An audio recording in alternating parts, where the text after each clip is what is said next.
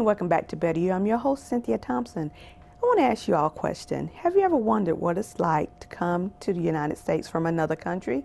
You don't know the language, you don't know any other customs, you don't know how things work, you don't know about renting a home or childcare or even finding a job.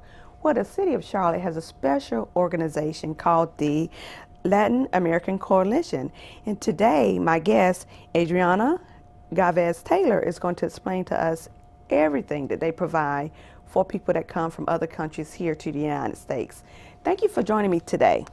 Thank you for inviting me, Cynthia. I'm so glad you're here because what you're going to share with us is some valuable information. But first of all, before we get started talking about your organization, tell me a little bit about yourself.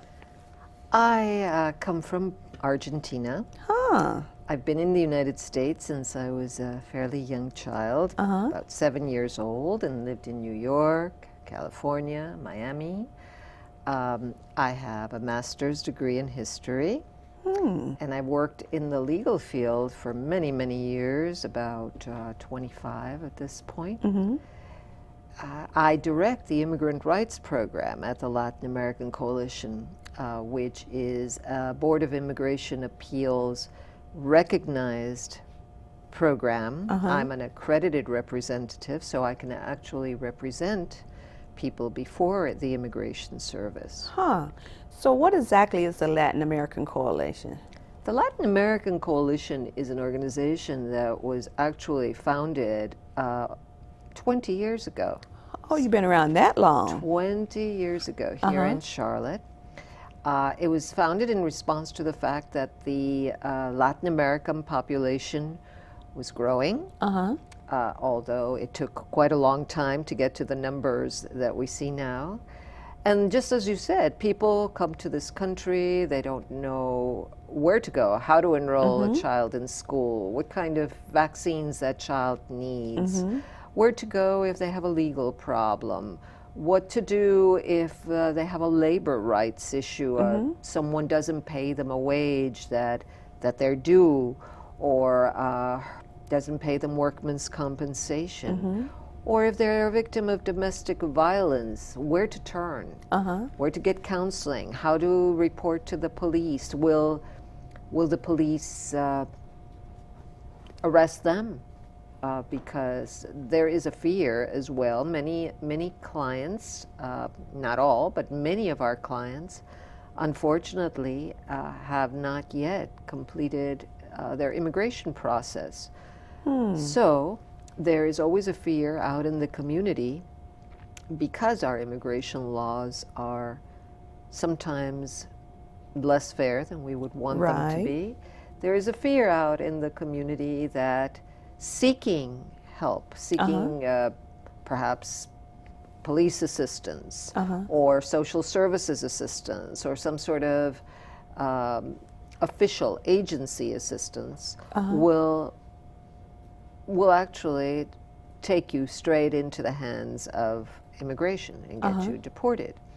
And that's generally not true, but the fear is there. So from the beginning, this organization has brokered the process, and over the years we've developed many programs that are empowering, educational to the community. For instance, we have English as a second language classes. We have a wonderful computer bank that's been donated by various groups through which we can do computer classes, we can do business classes through our workforce development program.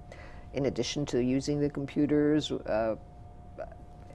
fledgling entrepreneurs, let's put it that way, or new entrepreneurs in America can learn business practices, business licensing, how to incorporate, Quicken, Excel.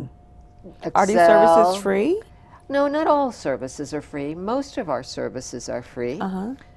Some of our classes do have a charge, but it's usually a lower charge than anywhere else in the city. For instance, our Excel or our Quicken classes. However, things like our housing program, where we have a HUD recognized counselor who prepares people to purchase a home, everything from financial literacy to an analysis of their financial situation to a program that leads them, puts them on the road to home ownership, and then helps them when they have in fact identified and negotiated the purchase of a home all the way through the loan and the closing process so that they won't be exploited, so that they don't choose an interest rate that perhaps is too high for them, so that they don't fall into the unfortunate situation of foreclosure at some point in the future. And we also help victims of foreclosure actions or to avoid foreclosure actions, both. So that program is absolutely free. Our immigration clinic is free to those who need it to be free. For instance, most of our domestic violence victims and our Violence Against Women Act victims, some of our criminal victims who qualify for a particular type of immigration relief, many of these people don't have to pay us a cent, or minimally perhaps postage or copies or a fee that goes to immigration that we can't get waived, but we try to get it waived. Others pay nominal fees. So the whole idea of having this type of program in a place, in a nonprofit organization, is so that people who normally wouldn't have access to an attorney because of financial circumstances can access an attorney. So the fees are low, purposely low. Let's see, what else do we do? We have an advocacy department. Our advocacy department does everything from work with youth to in areas of civic engagement. It has worked actively to promote voter registration, citizenship workshops. It works actively to make sure that adverse policy proposals don't make it through either the local, state, or national legislature by community organizing. So obviously we don't make the decision as to what people want to do or say or think. We follow what the community wants us to do for them. Let's see, what else? We do so many much things. On an average day, our resource center, which is the hub of the Coalition, which is the place where the average client walks in the door, will refer persons to places like Crisis Assistance Ministries, Loaves and Fishes. We'll do translations. We'll help someone begin the process of filing a workman's comp claim or recovering lost funds. As I said, we'll counsel a DV victim as to how to obtain help. We'll translate a letter. We'll direct someone to the immigrant clinic or the business clinic. A myriad of things. We try to partner with the police, with the Department of Social Services, who in fact come to our offices once a week to meet with specific clients. So there, right now we are also involved in, I would say, piloting a collaboration with Urban Ministry and with the Christ Lutheran Church at McClintock School.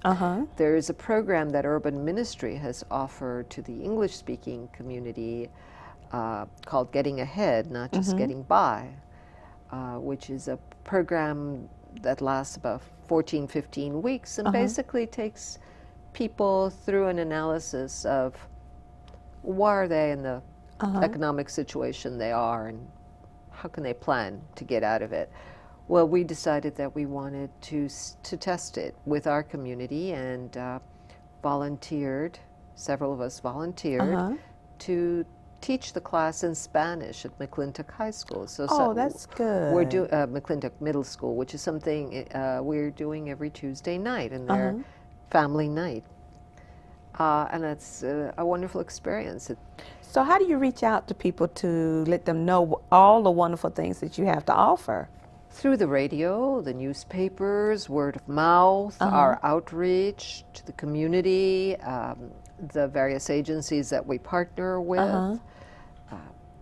We have great volunteers from throughout the community. We find that relationship building, obviously, works.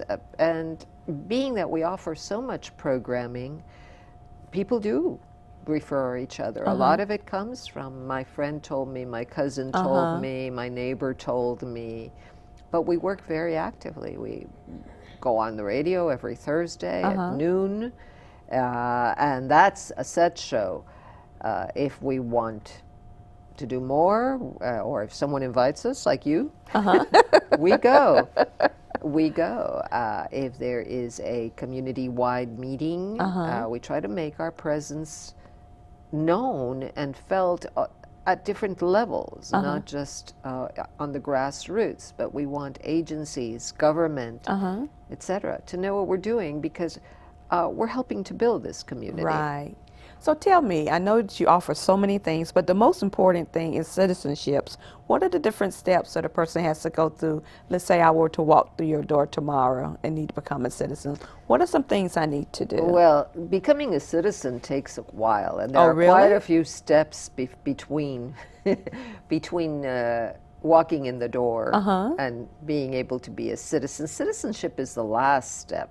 Oh. Citizenship is the last step, and not everybody. So, going backwards, first of all, in order to become a lawful resident in this country, there are different means of becoming a lawful resident. I don't think your audience is prepared for me to go into that kind of. Oh. But not everybody who wants to become a lawful resident can. Oh, really? No, it's not. It's not like getting a driver's license. People, and in fact, you can't get a driver's license anymore either unless you have a social security number. So, and unless you have legal status in this country. So, but it used to be that people thought, okay, if I can get a driver's license, I can get legal status, or at least U.S. born members of the community seem to think so, just like you. Yeah. Why would anybody, people have said to me, come to this country without documents? Why don't they just stop and get legal documents first? Because they're not available, Cynthia. Oh. We have a very structured immigration system that has windows, you know, little boxes that people fit into. If you don't fit into those boxes, you can't get status. Most of those boxes are family-based or employment-based, okay? But they're very particular. The other thing is, it isn't quick. It isn't like, okay, I do have a family relationship, or I have the proper employment-based relationship. My employer wants to offer me long-range permanent employment. We'll start today and finish a month from now or 2 months from now in a reasonable period. No. Sometimes people have to wait 5 years, 10 years. What? 15 years. Yes, those are the people who can. Our immigration system needs a lot of tweaking. It doesn't quite respond to 21st century needs, but it hasn't responded to 20th century needs either. You know, I didn't know that. Yes, I thought you just filled out some paperwork, maybe a birth certificate. No. No. So I'm learning something new today. You see, I think that's the misconception, because clearly, if that's what most people think, then there's no way you can explain why there are people who have no legal status. And you can understand the anger if you think it's that easy to get. The fact is, it's not easy to get. And there are some small groups. For instance, if you're a multinational executive, it's a breeze. If you're someone who has extraordinary ability in the science or the art, and you've won international prizes, pretty much a breeze as well. If you're an outstanding professor or researcher, it's a breeze.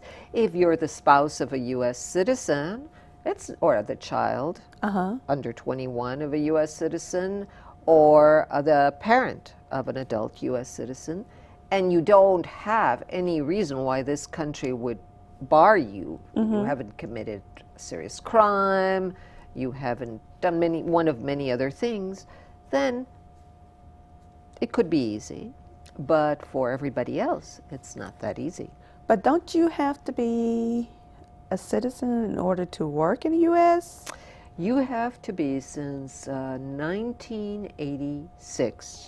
There's been a law that says that all employers need to verify an employee, someone who's in an employment relationship, not a contractor, within 3 days of employment, verify identity and employment authorization.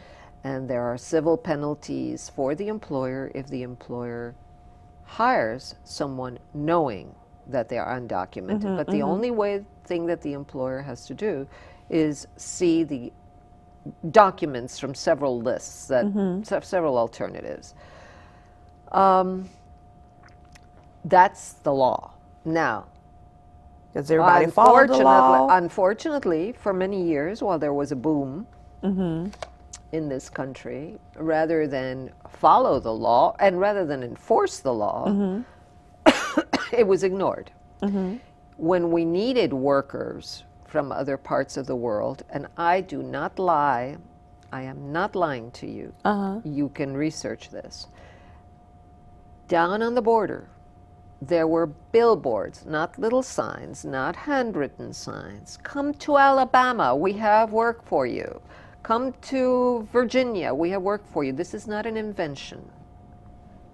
And so those people would come here to work. So, you know, there is an effect that if you know that if you're in a country that is suffering economically, sometimes for reasons that have to do with complicated relationships between nations, economic development decisions and political decisions, and your country is suffering economically, and your family is suffering economically, and your town is suffering economically, and it's easy to get through, even though you are coming unlawfully, but you're beckoned on the other side, either by the billboard or by this unofficial channel that basically is saying, opening the door to you once you're there.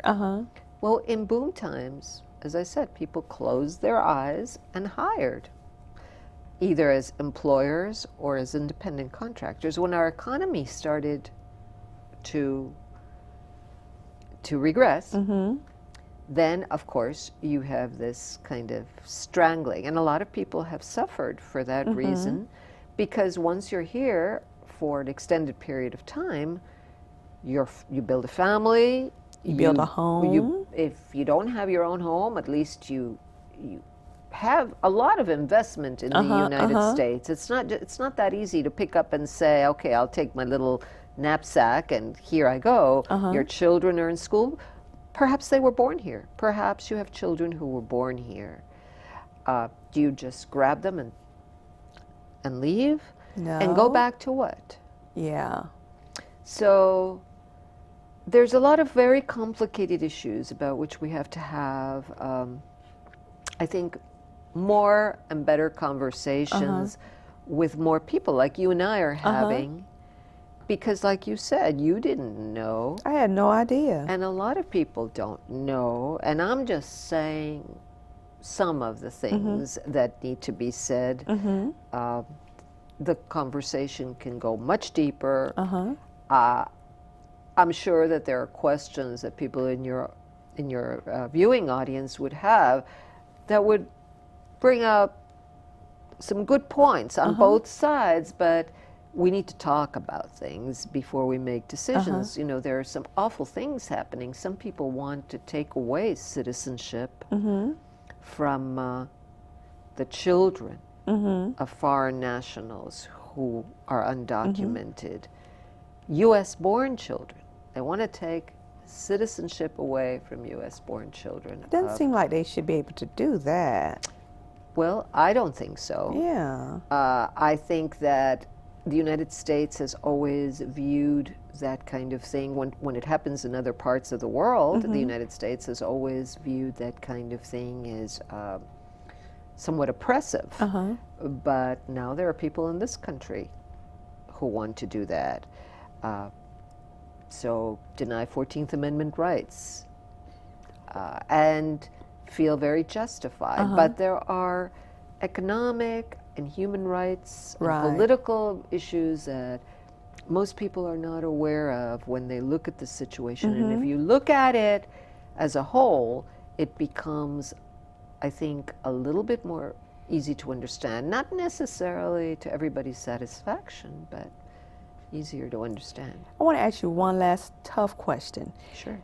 Can you explain to me what happened in Arizona? I really don't understand it. I hear bits and pieces of it on the news and on the internet, but it doesn't seem that they should be allowed to do that to those people. That's discrimination. Fortunately, period. there was some limitation put on that law. For part of, in 1997, there was a rewrite of the immigration law. And part of that rewrite included something called 287G. 287G presumably would permit the federal government to allow local law enforcement authorities some enforcement authority in the area of immigration law. Not direct, but indirectly. Well, it wasn't effective. It wasn't put into effect for many years. After 2001, people became more worried about security. Some years after that, beginning here in North Carolina, beginning here in Charlotte, when our sheriff was Mr. Pendergraft, Mr. Pendergraft and many people who thought like him felt that that particular portion of the law should be put into effect, and that local enforcement of immigration law was an effective way to deal with presumably a hardened criminal population, hardened criminal immigrant population, immigrants that had committed serious crimes. So 287G, this community and many communities throughout North Carolina. Charlotte did the same thing too, or something Charlotte similar to was it? one of the first. Oh my God. So this community, many others in North Carolina and many others throughout the country subscribed to 287G at different levels, some through their sheriff's office, some through their police departments, and in slightly different ways. But what it came to was it was billed as something that would help law enforcement catch immigrant criminal perpetrators and deal with them appropriately by funneling them to Immigration and Customs Enforcement, and then allowing the system, whether it would be take them through the immigration courts or some other type of deportation or removal action. Well, it turns out that statistically 287G ended up catching in its net people who were driving without a license, people who had an open can of beer in their car, people whose children weren't in a car seat or weren't appropriately strapped in, people with a broken headlight or tail light. And we had a few years of mass deportations, not only here in North Carolina, but throughout the United States. Now there's another law called Secure Communities, which basically is something that is going on throughout the United States. And the reason I'm mentioning, and its net is even wider. So what happened in Arizona is that Arizona, somehow or other, some people in Arizona, you have to understand the complicated situation in Arizona. Yes, because they're near the border. They're near the border, although their economy is heavily based on immigrant collaboration and participation, and it's generationally so. It's not something like in the South. for us, this type of immigration is new. There are border states for which it's been generational since before 1848, you know, when these states were actually still Mexico. So what happened there, they managed to get a law passed that said that law enforcement would be able to ask you what your immigration status when they stopped you. So if you're stopped for driving without a seatbelt, what's your immigration status? So it's kind of like, for a lot of us, it was kind of a red flag, because it's more or less institutionalizing racial profiling. Exactly. And subsequently, the courts ruled that it put some limitations on that law. The law's still on the books, but many states, like South Carolina and others, want to pass similar laws. There are people in this state who want to pass similar laws.